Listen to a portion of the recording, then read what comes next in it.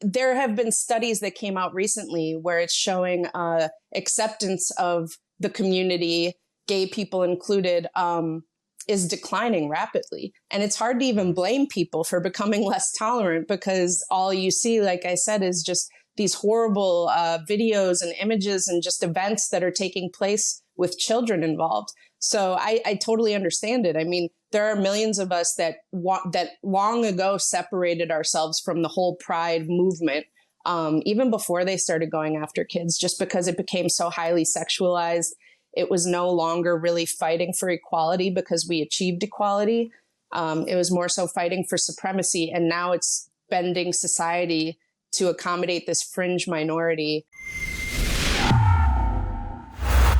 Adam So's here for Rebel News, and in just a moment I'm going to be joined by Jaimee Michell of Gays Against Groomers. This is an organization that is countering the narrative that the extreme conduct that you're seeing at pride parades and drag shows that claim to be all ages, but in fact feature nudity and exposure to children of completely inappropriate content, is representative of the gay community at large. She insists, and many of her colleagues do, that it simply is not the case. Without further ado, Jaimee Michell. Hi, great to be here. Thanks for having me. So I guess first off, if you can just tell us, I think people, when they see the title, I think this is part of the reason you've had so much success of the group, they understand why there was a demand for this. But why did you feel called to take action and start Gays Against Groomers? Yeah, well, everything that you see coming out of the gay community, I don't even like to say gay. I mean, like, it's so much more than just gay people. It's really the TQ plus activists, but there is gay men involved in the drag queen stuff. But everything you see coming from the community now is just so targeted at children. And I and millions of others within the community are completely against it. We oppose it just as much as parents and concerned people everywhere. We are completely disgusted by it, and we hate that we are associated with them, because what the gay community used to represent, that is so far gone now. And I just wanted to create a lot of distance between the sane, rational people within the gay community and these activists that are just going so hard against kids, pushing the ideology, nudity in front of kids, and just drag shows, all of these things that are highly inappropriate for children. I just wanted to show that we outnumber them. So that was basically the motivation behind it, as well as just stopping it, because these kids are being, we believe it's child abuse on a mass scale. And it's going to lead to so many problems, both emotionally, mentally, and physically for these children as they get older. And so I had to try to do something to stop it from the inside. Now, do you feel that to an extent, some of what's being portrayed out there, whether it be some of the horrible images we've seen of like grown men twerking naked in front of children, or drag queens, which I mean, we can talk about drag a little bit more, but sure. Drag queens, which is sort of an inherently subversive art form, right. That's just at its fundamental level not appropriate for children. Right. Being brought into libraries and schools en masse to do these readings, often of grooming type literature. Does it paint sort of an extremely negative caricature of the gay community at large? Definitely. There have been studies that came out recently where it's showing acceptance of the community, gay people included, is declining rapidly. And it's hard to even blame people for becoming less tolerant, because all you see, like I said, is just these horrible videos and images and just events that are taking place with children involved. So I totally understand it. I mean, there are millions of us that long ago separated ourselves from the whole Pride movement, even before they started going after kids, just because it became so highly sexualized. It was no longer really fighting for equality because we achieved equality. It was more so fighting for supremacy. And now it's bending society to accommodate this fringe minority. And yeah, the push to go after kids is really hurting us deeply. Yeah. So our mission is really twofold. It's to protect children from these groomers and predators and ideologues, and also to help our community, to help us within the community that want nothing to do with this, because yeah, people are looking down on all of us because they think, they just see it done in our name, everything rainbow pride, we're all included. And it's affecting us definitely. So our mission is twofold: to reclaim our name and dignity in society and also protect the kids. Now, it's interesting because as you mentioned, sort of the early gay movement, you can even see shots of early gay pride type events. It was a very sort of like standing in solidarity, marching, just fighting for equal rights. We've spoken to people at length at protests about how this is not sort of the movement that they grew up in, or this is not what they were fighting for. But it very much seems like the LGBTQ activist movement has gone from fighting for equal rights to pushing for exemption from laws. Most of this activity that you see being scantily clad or not clothed at all in front of children in public, all of these things, I think if under any other circumstance you did that, you would just be arrested, ticketed, whatever it may be. Is there sort of a bigotry of low expectation towards this community as a result of this? And how come authorities don't enforce laws against them the same way they would against anyone else? Right. Yeah, I definitely think so. Like I said, I think that the community, at least the loudest parts, they're so loud because they're backed by, the woke media and even government now. So they have the loudest voice, but they're pushing for supremacy. And yeah, they hide under being oppressed. They say that any kind of criticism against them is, hateful, or they're being oppressed. And that's why I believe that our community is going to be so crucial in fighting this. Straight people aren't really allowed to have a voice in this fight, because they're immediately written off as hateful and bigoted. And we know that's obviously not the case. But so it's going to be very important for us to actually join the fight, because they're going to have a much harder time labeling us those things. And it's going to be really impactful to see that there is such a large amount of people within the community that are not for this and strongly oppose it.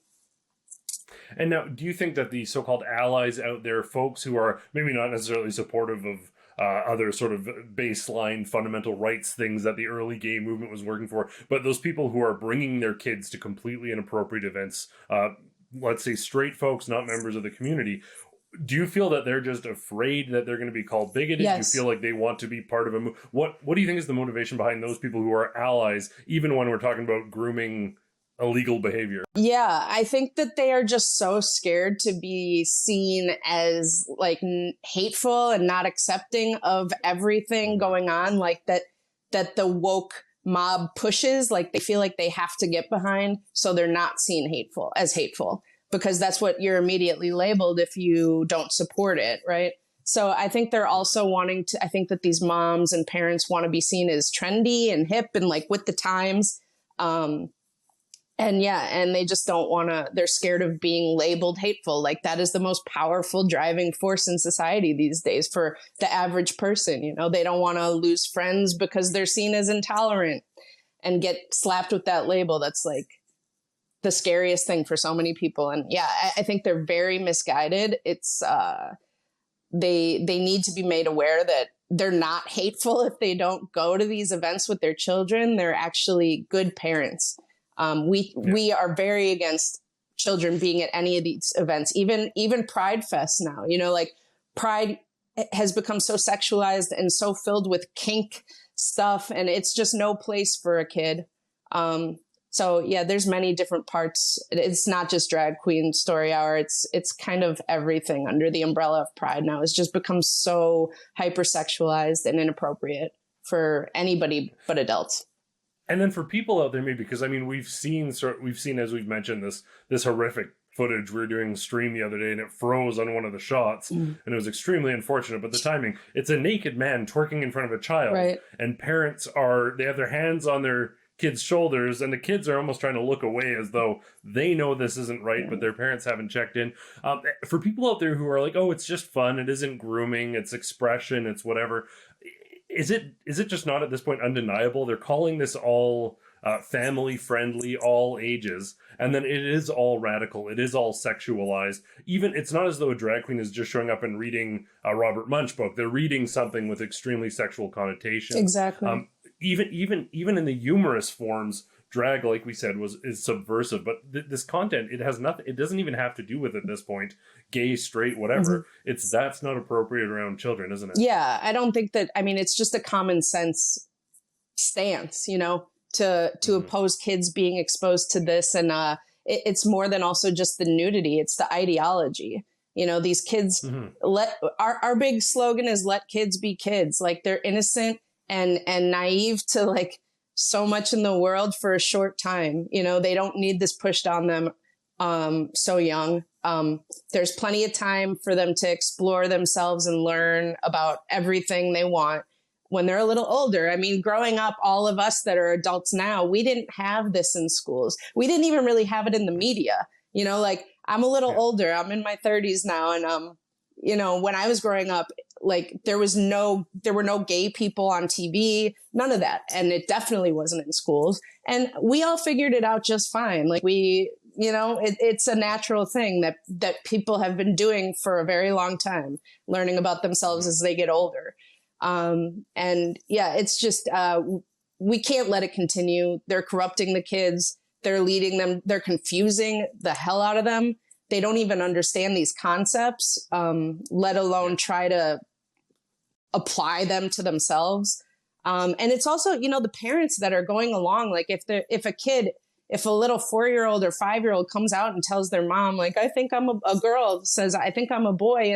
And the parent is like, yeah, let's go to the doctor. Let's get you on some meds. Like, in our opinion, that's child abuse, full stop. I don't know. I think many are trying to be super open and welcoming and don't want to do anything bad for their child. But in that respect, they actually are hurting their child more by just running with that, because kids change their mind every day. I mean, kids want to grow up and be dinosaurs and pirates. Like, what's next? You chop off their leg and give them a wooden peg. I mean, it's just insane. So, let them explore, like there can be masculine girls and feminine boys. Like, many of us were. I consider myself a tomboy. I mean, I don't know what the term is for a grown-up tomboy, but I'm still, I'm a relatively androgynous woman. And that's fine. If so many of us grew up back then, we would be led to think we were trans. And God forbid, if our parents were along for this crazy ride, they would have transitioned us. And I can't even imagine the problems. You see, there's also, I mean, it's just like evidenced. You see parents who are interested in this sort of stuff, who are activists, their children tend to transition disproportionate to the statistical sort of basis for that. So on this front of whether this is grooming, whether it's sort of inspired by parents and activism, that seems to be the case. I did want to jump back to a little bit earlier, though. You talked about sort of what you saw growing up, what was in the media, all that stuff. I think the thing that people don't really get out there is as a gay person, sorry, I don't mean to speak on your behalf, but fine. You are also a human being. Exactly. So you could watch a show that had positive moral messages and learn from that and mirror that. Kids mirror what they see. So it doesn't have to be like, I don't need a character for me to be influenced by them to mirror my livelihood exactly. So there was content, there was influence. I think one of the problems now, though, is the gay role models that kids may look up to are, as we said at the start of the interview, just caricatures. They aren't people living normal lives. They aren't you or maybe some of the other colleagues who are opposed to this grooming activity. They're extreme caricatures. And I think that has done a lot of damage. Do you want to maybe say to maybe people out there who their image of the gay community has been strewn or mischaracterized by this sort of activity? I mean, maybe just speak to them for a moment about where you're coming from so they don't have that misconception. Sure. I mean, to these people, you're going to see very shortly just how loud we're going to get and push back against it and separate ourselves from this. It's really unfortunate that this is all being done in our name, because we didn't consent to this being done. They just took our community, and I often say they hijacked it. These radicals hijacked it. They're pushing an agenda. And there are so many of us, the mass majority of the community, that just want to be left alone. We don't want to bother anybody. We just want to live our lives like everybody else. The fight, we fought for equality. All we wanted was equal rights under the law. We got that. We were happy to just stop there, just go about our lives. But I do want to say that please understand there is a large distinction. We are not a monolith. And the whole reason we exist is to prove that and to stop what is happening to the kids, and especially what's happening to them in our name. Awesome.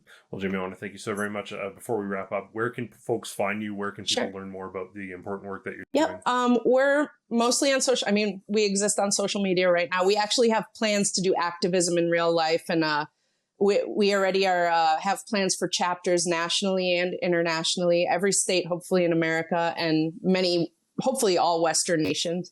But we're on Twitter @Against Groomers, Instagram Gays Against Groomers. We're on every social media platform. So if you just go to gaysagainstgroomers.com, all of our social links are right there, as well as you can donate to our movement. We're completely self-funded. All the funds raised are going to go to travel, to events, creation of events, and working to build these chapters and make us a worldwide movement. Awesome. Well, thank you so much. Thanks for having me. Keep me posted on the important work you're doing. We'd love to have you back on again. Sure. Sounds good. So much. And for everyone at home, I want to thank you so much for tuning in. For Rebel News, I'm Adam Sos. Unlike the mainstream media that is beholden to government handouts and therefore does more to prop up government narratives than to do real journalism and question them, Rebel News relies solely on your voluntary support to do the important work that we're doing to tell the other side of the story. So I'm encouraging you to consider subscribing to Rebel News Plus at rebelnews.com. Not only will you get access to incredible content like the Ezra Levant Show, The Gun Show, Rebel Roundup, Misunderstood, and Andrew Says, but you're actually making all of that content possible. In fact, you're making all of the work we do possible. We simply couldn't do this without you. So if you enjoy Rebel News content, please consider subscribing to Rebel News Plus at rebelnews.com.